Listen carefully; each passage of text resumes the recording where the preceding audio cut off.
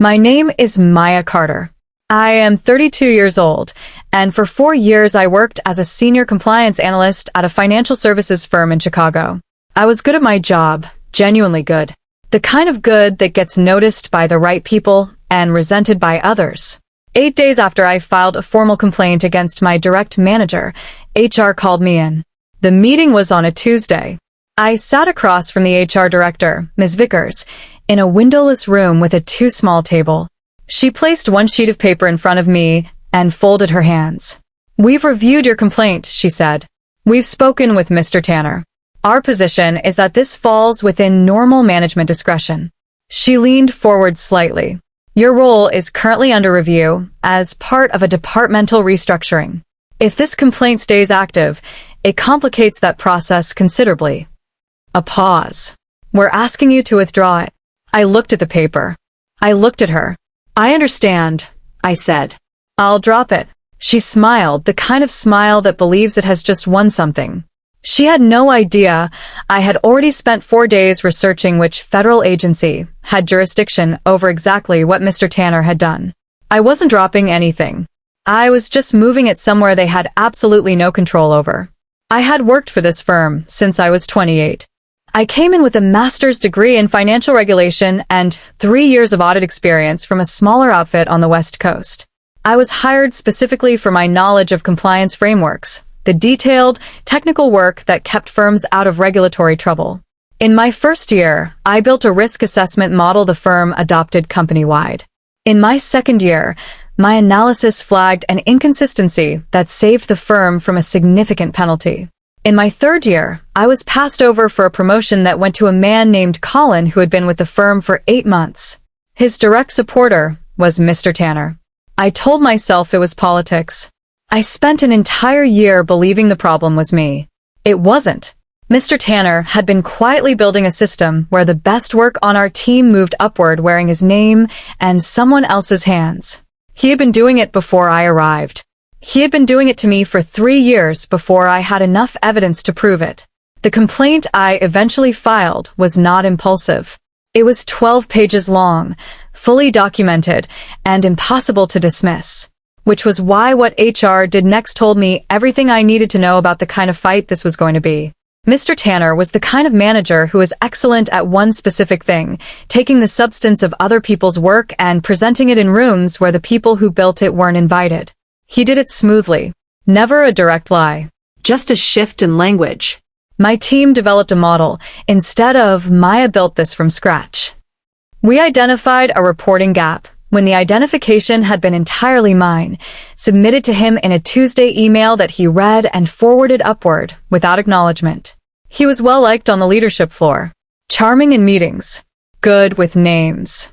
The kind of person senior management assumed was responsible for the quality of work that came from our department because he was always the one delivering it. In 3 years, I had never once been invited into a presentation where my own analysis was being discussed. I noticed it in year 2. I mentioned it to a colleague named Diane who said I was probably overthinking it. I said nothing more and nothing to Mr. Tanner directly.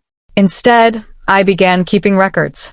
Every email, every attachment, every timestamp showing when I submitted something to him and when he presented it upstairs. I built a file without knowing yet that I would ever use it. The complaint I submitted to HR was specific, documented, and 12 pages long. It covered 9 individual instances across 14 months where Mr. Tanner had presented my work to senior leadership under his name or as a generic team contribution with no attribution to me. I attached every original email showing the date I submitted the work. I attached forwarded copies showing what he sent upstairs. In several cases, the language was near identical to mine, with only surface-level changes. The most significant instance was in March of the previous year. I had spent 6 weeks developing a compliance risk framework for a new product line. The presentation went to the executive team. Mr. Tanner presented it. My name appeared nowhere in the deck. 3 weeks after that presentation, Mr. Tanner received a discretionary bonus. I know because the internal recognition announcement described him as having significantly strengthened the firm's compliance positioning through innovative risk methodology. That was my methodology. I had documentation of every step of its development, time-stamped, saved on both the firm's server and my personal drive. The complaint was clean, organized, and factually airtight. I submitted it on a Monday morning and waited. 8 days later, when HR finally called me in, it was not to investigate what I had reported. 8 days passed between the day I submitted the complaint and the day HR called me in. I went to work every morning. I sat at my desk. I answered emails. I attended stand-ups. I gave Mr. Tanner no reason to believe anything had changed. When he asked me to review a new liquidity report, I reviewed it thoroughly and sent it back with detailed notes.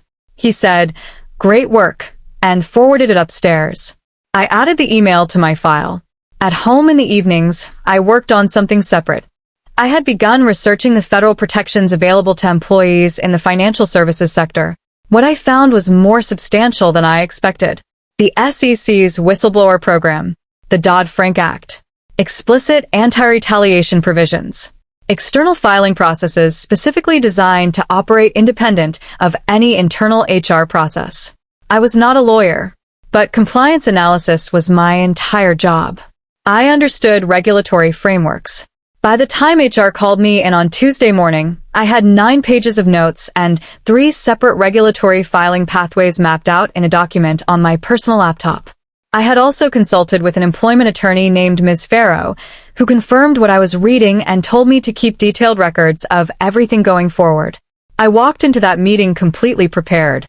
I walked out of the HR meeting at 11:43. I went back to my desk, put down my bag, and opened the internal HR portal. In full view of anyone watching, I navigated to my open complaint and withdrew it. The portal asked me to confirm. I clicked confirm. Done. Gone. Officially, Ms. Vickers would receive a notification within the hour. Mr. Tanner would likely hear about it by afternoon.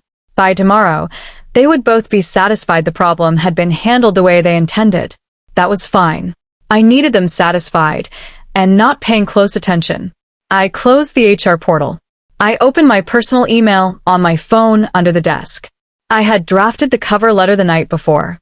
It was addressed to the office of the whistleblower at the U.S. Securities and Exchange Commission. It outlined, in clear and specific terms, the nature of the conduct I was reporting and the retaliatory pressure I had experienced when I attempted to raise it internally. It referenced my documentation. It noted the names, dates, and specific financial presentations involved. I pressed send at 11:51, 8 minutes after officially withdrawing my internal complaint. Ms. Vickers had asked me to drop it, so I dropped it. I just picked it back up somewhere she couldn't reach. The next 2 weeks were the strangest of my career. Every morning I came in and did my job, carefully, completely, without any outward sign that anything had changed. I reviewed reports. I attended Mr. Tanner's team meetings and took notes. I answered his questions and met his deadlines. I smiled at the right moments. At my desk, I kept 2 browser windows open. The left one was always a work document. The right one, minimized and password locked, was the supplementary file I was building for the SEC submission. The external filing process required documentation beyond my initial cover letter. A detailed timeline, evidence of the retaliatory conversation, specifically the moment Ms. Vickers had linked withdrawal of my complaint to the security of my role. That was a textbook violation of whistleblower anti-retaliation provisions. I had recorded the HR meeting. Illinois two-party consent law requires all parties to know they are being recorded in a private conversation. I had confirmed with Ms. Farrow before the meeting that I could disclose the recording at the point of submission, which I intended to do. The recording was 4 minutes and 11 seconds long. Every word clear. Her voice. The exact language she used. The pause before the threat. All of it sitting on my phone waiting. On the Thursday of the second week, Diane stopped at the edge of my desk at the end of the day. She sat down and placed her phone flat on the desk between us, face up. On the screen was an email. It had been sent by Ms. Vickers to Mr. Tanner 6 days after I filed my complaint, 2 days before HR called me in. The subject line read, "Prep for Tuesday." The body outlined how Mr. Tanner should frame his responses during the HR review. It suggested specific language. It told him which elements of my complaint were most likely to be scrutinized and how to characterize our working relationship in a way that positioned my complaint as a misunderstanding. HR had not been reviewing my complaint. HR had been preparing him to survive it. Diane looked at me. "Someone forwarded this to the wrong thread," she said quietly. "I don't know if anyone else saw it." She picked up her phone. Then she said, "I want to write a formal statement." I looked at her for a moment. "Are you sure?" I asked. She didn't hesitate. "I've been watching this for 2 years," she said. "I'm sure." She stood up and walked back to her desk. I sat very still, because what I had just seen changed the picture completely. I sat at my desk for a long time after Diane left. What I had filed with the SEC covered Mr. Tanner specifically, the credit theft, the misattribution, the retaliatory threat made through Ms. Vickers. I had treated Ms. Vickers as a messenger, someone following policy badly rather than someone actively participating in the cover-up. That email changed everything. HR had not failed to investigate my complaint. HR had chosen not to investigate it. More than that, HR had coordinated a response designed to protect Mr. Tanner and pressure me into silence. They had coached the subject of my complaint on how to neutralize it before the review had even begun. That was not a management discretion issue. That was obstruction of an employee's protected right to report workplace misconduct without interference or retaliation. I called Ms. Farrow that evening and described the email. She was quiet after I finished. "Does your colleague have a copy?" "She's willing to write a formal statement," I said. Ms. Farrow paused again. "Maya," she said, "if this email is what you're describing, you're no longer dealing with a complaint about one manager. You're dealing with a systemic failure in how this firm manages internal reporting. That opens 2 additional regulatory pathways beyond the SEC filing." I already knew that. I had already started mapping them. I spent the following weekend at my kitchen table with 3 browser windows open and a notepad beside me. The SEC whistleblower submission was already in process, covering the misrepresentation of compliance work in materials presented to firm leadership. That filing was moving through intake, but the HR coordination email opened a second path. The Equal Employment Opportunity Commission handled workplace retaliation claims, including cases where an employer interfered with an employee's right to file a protected complaint. What Ms. Vickers had done in that Tuesday meeting, explicitly linking my job security to the withdrawal of my complaint, was a textbook federal retaliation violation. 2 filings. 2 separate federal agencies. Neither one under the firm's jurisdiction. Ms. Farrow confirmed both pathways were viable. She also flagged a third angle, the firm's regulatory obligation to investigate complaints in good faith. The coaching email potentially implicated the firm in a failure of that obligation.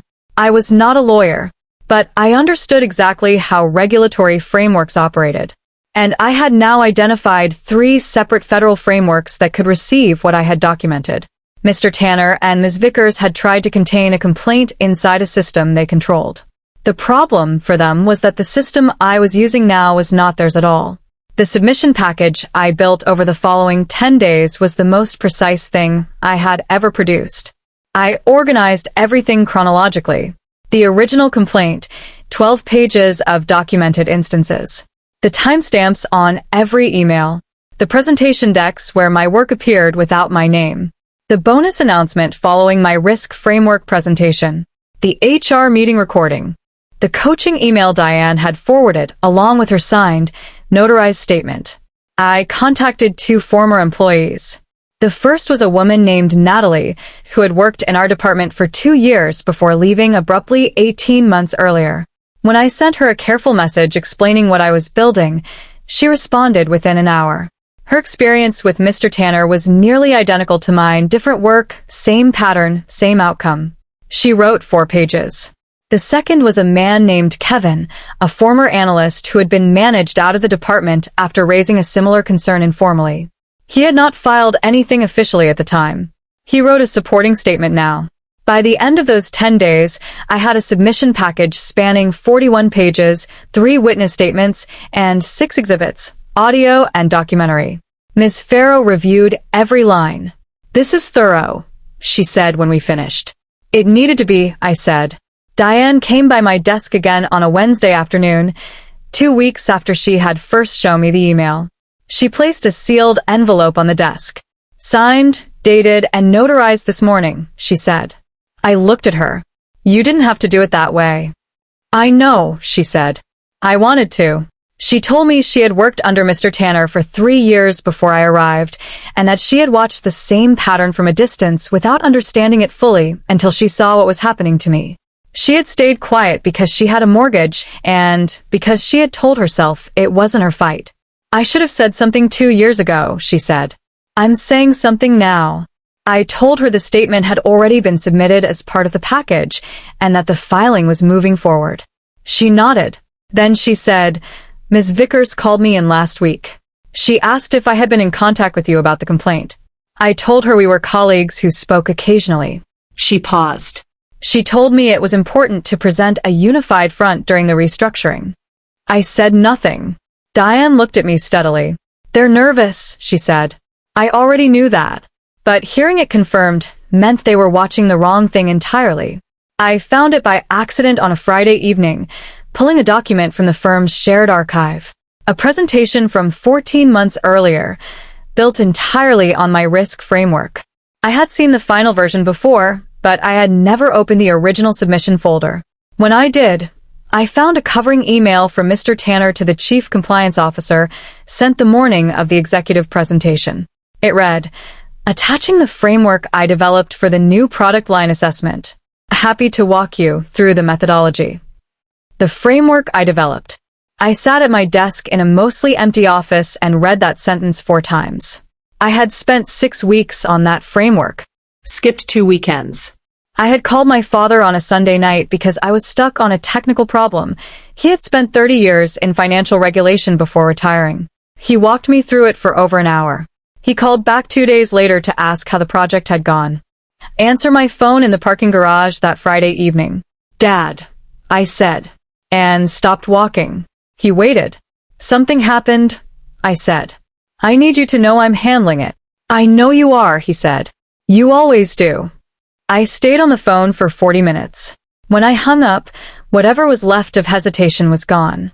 The next morning, I opened Mr. Tanner's professional profile on a public networking site. His headline read, Building High-Performing Compliance Teams. Developing Talent in Financial Services. He had a featured post about mentorship, the importance of giving junior analysts the visibility they deserved, about amplifying the voices of people on your team, about making sure credit went where it was earned. 41 comments, most of them enthusiastic. I opened my evidence folder in a second window. On one screen, a man who publicly built his identity around championing the people who worked under him. On the other, 14 months of documentation showing a man who had taken those same people's work and walked it into executive rooms wearing his own name. I thought about the 9-page risk framework that had earned him a discretionary bonus. I thought about the Sunday night phone call, working through a technical problem at my kitchen table at 11 o'clock. I thought about the email, the framework I developed. I screenshot his profile, the post, the comments, the date, and saved it to the submission package under a section I had labeled Public Representations versus Documented Conduct. It was 11 pages by then. The contrast alone told a story that required almost no additional explanation. Ms. Farrow submitted the EEOC retaliation complaint on a Thursday afternoon. I was at my desk when she sent the confirmation email. Case number. Submitted. Acknowledged. I read it twice. Then I locked my screen, walked to the break room, poured a cup of coffee I didn't particularly want, and stood by the window looking at the street below. 2 filings. 2 separate federal agencies. The SEC submission had been moving through intake for nearly 3 weeks. The EEOC complaint was now formally received. And Ms. Farrow had flagged the record-keeping issue to a regulatory contact who would determine whether a third inquiry was warranted. I had done all of this quietly, methodically, and completely outside their sight. Nobody in the building knew, not beyond Diane's statement. Not the colleagues who had noticed I seemed steadier lately. Not Mr. Tanner, who had spent the past 3 weeks moving through the office with his usual ease, responding to my work with brief, approving emails that I filed alongside everything else. And not Ms. Vickers, who had smiled in that windowless room and believed She had resolved a problem. What they had actually done was provide the precise evidence of retaliation that federal whistleblower protections were designed to address. I finished my coffee. I walked back to my desk. The strangest part of those weeks was how ordinary everything looked from the outside. I arrived every morning at the same time. I sat in the same team meetings. I reviewed the same kinds of documents. When Mr. Tanner stopped by my desk to check on a project turnaround, I gave him clear, direct updates and thanked him for his feedback. I was meticulous because I understood something he didn't. Every interaction was still being documented. Every email he sent was still being saved. And any attempt, from him or from HR, to change my workload, reduce my responsibilities, or limit my access in response to the complaint they believed I had withdrawn would constitute additional retaliation under protections I was now covered by federally. I was not just building a case anymore. I was a protected whistleblower under federal law, which meant every action they took toward me from that Tuesday morning forward was being measured against a legal standard they didn't know existed in this context. I had become, without any outward sign, the most protected person in that building. Diane passed my desk on a Friday afternoon and said, without stopping, "You look different lately." I didn't look up from my screen. "I feel different," I said. Both things were completely true. The quarterly review meeting was held in the large conference room on the third floor. 12 people. Senior analysts, team leads, department heads. Mr. Tanner at the front. I was in the second row. He was presenting a new market risk summary. On slide 4, he paused and looked around the room. Then he looked directly at me. "I want to take a moment to address something," he said. "Some members of the team have had difficulty understanding the scope of their role. Compliance work is collaborative. The idea that any single analyst owns a methodology or an output, that's not how professional environments function. I want us to be aligned on that going forward." He was still looking at me when he finished. The room went very still. Nobody spoke. He moved to slide 5. I wrote down the time, 10:22 a.m., the date, the attendees, and his exact words. Then I underlined them. He had just made, in front of 11 witnesses, a statement designed to delegitimize an employee who had filed a protected complaint against him. He did not know that complaint was currently sitting in 2 federal inboxes. He had just added 11 new witnesses to my retaliation file. On a Tuesday morning, 3.5 weeks after my SEC submission was confirmed, the firm's legal and compliance department received formal correspondence. Ms. Farrow called me at 8:53 before I reached my desk to tell me the inquiry had been initiated. The SEC's Office of the Whistleblower had reviewed the submission, determined it met the threshold for further review, and sent a formal notice to the firm requesting documentation related to specific compliance presentations over the prior 18 months. The notice did not name me. Whistleblower protections meant the firm would not automatically know I was the source.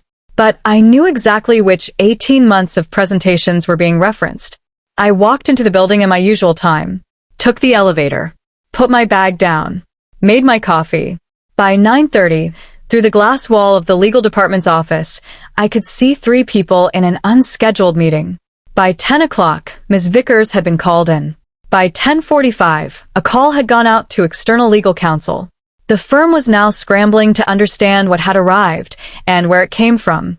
And I was sitting at my desk reviewing a liquidity report, looking for all the world like someone with no idea anything was happening at all. The investigators arrived on a Thursday morning. 3 of them. 2 from the SEC's examination division and 1 from the EEOC who came independently in connection with the retaliation filing. They did not arrive together. The SEC team came first, at 9:15, escorted to the legal conference room on the second floor. The EEOC investigator arrived 40 minutes later and went to a separate room. By 10 o'clock, the executive floor knew. By 10:30, it had reached ours. I was at my desk. I watched the information travel across the floor the way serious news always moves, not in words, but in the sudden stopping of keyboards, the exchanged glances, the 2 people who walked to the bathroom at the same time and returned looking like they had just had a conversation they hadn't planned. Mr. Tanner came out of his office at 10:52. He scanned the floor. His eyes landed on me. I was looking at my screen, But in my peripheral vision, I watched him go completely still, not moving, not speaking, the way a person stands when something they were certain was behind them has suddenly appeared in front. Then he went back into his office. The shade on his glass wall came down. By the afternoon of that Thursday, the shift on our floor was unmistakable. Colleagues who had spent 3 years walking past my desk with nothing more than a professional nod were finding small reasons to stop. A question about a report. A comment about the afternoon.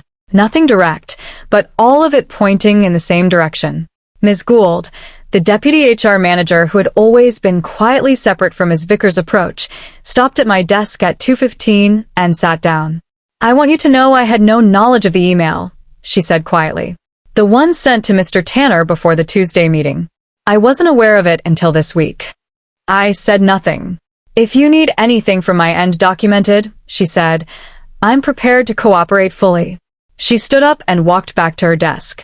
Diane caught my eye from across the room and gave the smallest nod. By the following morning, 4 more colleagues had submitted statements to the external EEOC investigator. 2 described the quarterly meeting where Mr. Tanner had made his comment in front of the room. 1 described 2 separate instances where she had seen her own work submitted upward under his name. He had not done this only to me. The moment the room felt safe enough to speak, they all did. He came to my desk on Friday morning. I saw him coming from across the floor, jaw set, walk tight. He stopped and did not lower his voice. "I'd like to understand," he said, "exactly what you've done." I looked up from my screen. "Can you be more specific?" I said. "Don't do that." His voice was harder now. Heads turned. "You withdrew the complaint. We had an agreement." "I withdrew the internal complaint," I said. "That's correct." "Then explain," he said louder now, "why there are federal investigators in this building." The floor had gone completely quiet. 7 people within clear earshot. "Mr. Tanner," I said, keeping my voice level, "I'd strongly recommend speaking with legal counsel before continuing this conversation." He looked at me for a long moment. "For years," he said. His voice dropped, not calmer, just tighter. "I supported this team. I brought you up in this firm. And this is what you do with it." I looked at him steadily. "You didn't bring me up," I said. "You presented my work as yours for 3 years. There's a difference." He stood there. Then Ms. Gould appeared at the edge of the floor. "Mr. Tanner," she said quietly, "legal would like to speak with you now." He turned and walked away without another word. The floor was completely still. By Monday morning, both of them were gone from the building. Mr. Tanner's administrative leave was announced in a brief internal notice from the executive team at 9 o'clock. No details. Standard language about an ongoing review. Ms. Vickers' notice went out 40 minutes later. I read both at my desk. Ms. Farrow had told me Friday evening that the firm's outside counsel had contacted her over the weekend and that the investigations had accelerated significantly. The HR coaching email, once formally obtained and authenticated by the investigators, had shifted the exposure from a single manager complaint to a potential firm-wide compliance failure in how internal grievances were handled. The firm was now managing a problem significantly larger than they had anticipated when Ms. Vickers smiled in that windowless room and asked me to withdraw my complaint. I thought about that smile, the settled confidence she had carried out of that meeting, the complete certainty that the problem had been contained. And then I thought about what I had been doing while she felt that way. The 9 pages of notes. The 3 regulatory filing pathways. The cover letter already drafted on my personal laptop. The floor around me was quieter than usual. Not tense, exactly. Just still. Both of them were gone. And I was still there. The findings came over the following 6 weeks in stages.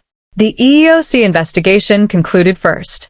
The retaliatory pressure placed on me, explicitly linking my job security to the withdrawal of a protected complaint, constituted a federal violation. The firm received a formal finding and a corrective action order, reinstate the original complaint, expunge any performance documentation created after my filing date, and establish an independent reporting channel that bypassed direct management entirely. Where the referee was on the other team, what I filed instead could not be redirected, delayed, or managed with a restructuring threat. It was a federal submission in an inbox with no internal override. No HR meeting could touch it. No single sheet of paper could make it disappear. They had asked me to drop it. So I dropped it. I just picked it back up somewhere they had no authority over. I called my father from the car. He picked up on the second ring. "It's done," I said. "That's my girl," he said softly. I looked at the building one last time. Then I drove away. Sometimes the system isn't broken, it's designed that way. The real question is, would you have played along or broken it?